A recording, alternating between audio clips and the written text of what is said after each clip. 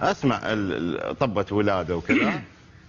امه دقت الباب حيل، عندنا باب من تدق باب تحتاج شيء. يعني يجيبون مي حار. لا يا مي حار.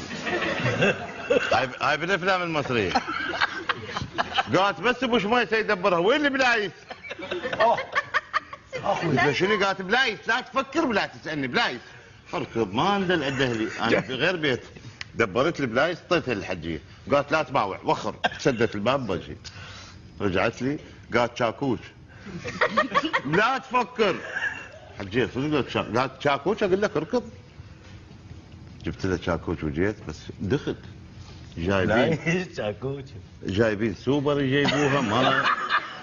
اخير شو قالت يمه سبانه 17. مدت ايدها علي سبانه 17 كضيت ايدها، قلت لها والله ما اجيبها الا عرفتين الموضوع. قالت ولك مو المره الجلطه مالتي. تحياتنا الك.